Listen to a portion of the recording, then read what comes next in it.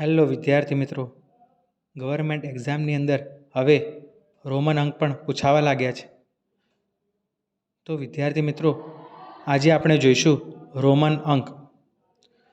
તો વિદ્યાર્થી મિત્રો, આપણે 10 સુધીના રોમન અંક તો આપણને બધાને ખબર જ હોય છે. જેમ કે 1 માટે આઈ, 2 માટે ડબલ આઈ, 3 માટે 3 આઈ, 4 માટે IV, 5 માટે વી, 6 માટે VI, 7 માટે VII, 8 માટે VIII, 9 માટે IX, 10 માટે X. હવે વિદ્યાર્થી મિત્રો, આપણે દરેક રોમન અંક શીખવવા માટે આપણે બીજા પણ રોમન અંક યાદ રાખવા પડશે. જેમ કે 50 માટે L, 100 માટે C, 500 માટે D અને 1000 માટે M. શોર્ટમાં યાદ રાખવું હોય તો 50, 100 અને 500 LCD અને 1000 માટે M. આટલા નંબર તમારે યાદ રાખવા પડશે, જેથી તમને કોઈ પણ રોમન અંક આપેલો હોય તો આપણે રોમન ભાષાની અંદર કઈ રીતે લખી શકાય તે આપણને સરળતાથી સમજી શકાશે. તો રોમન અંક માટેના અમુક નિયમો છે. જેમ કે રોમન અંકમાં કોઈ પણ નિશાની 4 વખત આવશે નહીં. એટલે કે આપણે અહીંયા જોઈએ 8ની અંદર VIII, તો આ નિશાની 3 વાર આવેલી છે. જ્યારે જો આપણે VIII કરીએ તો 9 થાય, પણ એટલે નિયમમાં લખ્યું છે કોઈ પણ નિશાની 4 વખત આવશે નહીં. નંબર 2, કોઈ પણ નિશાનીની આગળ બીજી નિશાની મૂકતા તે મૂળ અંકમાંથી બાદ થાય. કોઈ પણ નિશાની કરેલી હોય એની આગળ જો કોઈ તમે નિશાની મૂકશો તો એની અંદરથી બાદ થશે. એટલે કે ઉદાહરણ લઈએ 5ને આપણે લઈએ છીએ V. હવે આપણે જો 4 લખવું હોય તો 5માંથી 1 બાદ કરવું પડે. એટલે કે Vની આગળ I, એટલે કે 5માંથી 1 બાદ કરતાં આવશે 4. તો કોઈ પણ નિશાનીની આગળ કોઈ પણ નિશાની મૂકતા એ નિશાનીમાંથી બાદ થશે.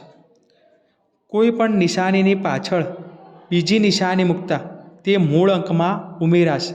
તો એનાથી ઉલટું અહીંયા આપણે જોઈએ Vની અંદર જો આપણે 1 ઉમેરીશું તો આવશે 6. તો કોઈ પણ નિશાનીની પાછળ કોઈ નિશાની મૂકતા આપણે VI જોવા મળશે, એટલે કે એની અંદર ઉમેરાશે.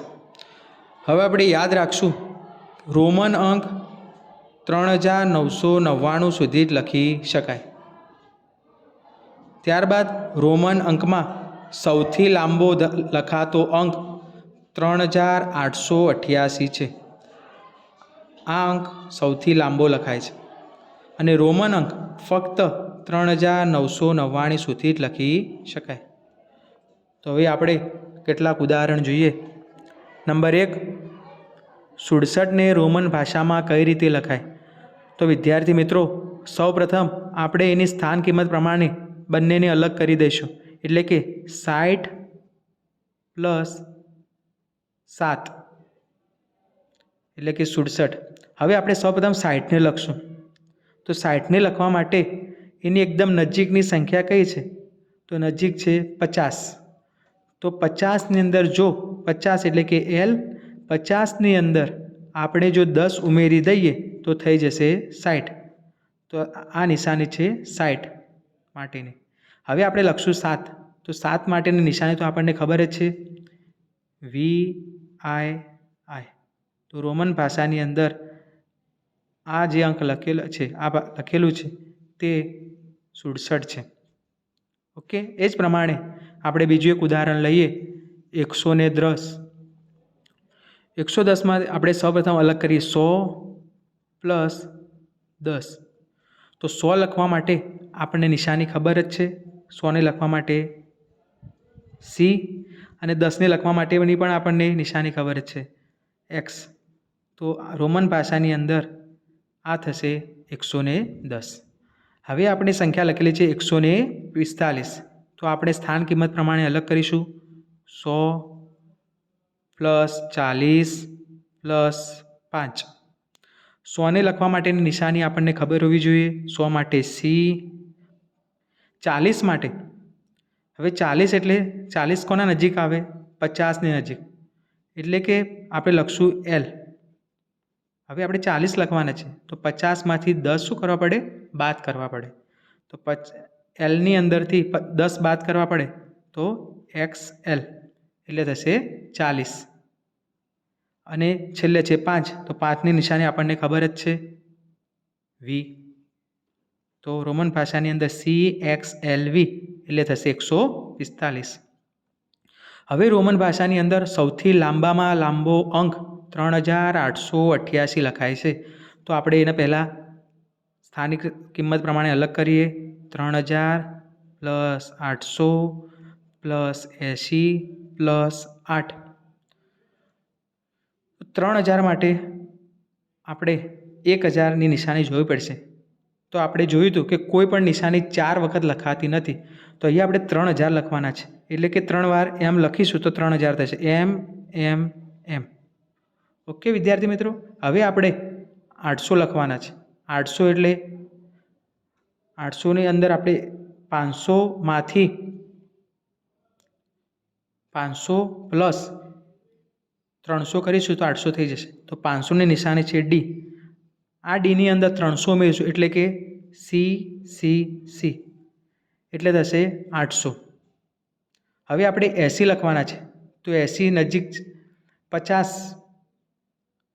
50 માટે એલ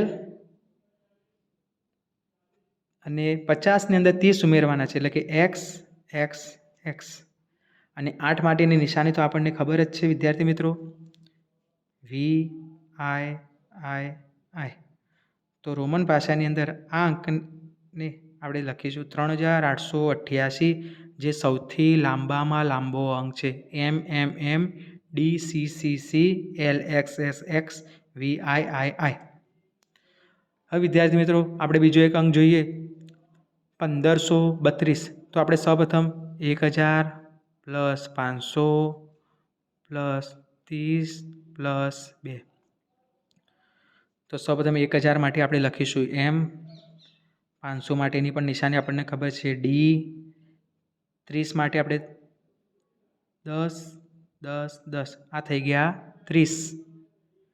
અને 2 માટે આપણને ખબર જ છે આઈ આઈ.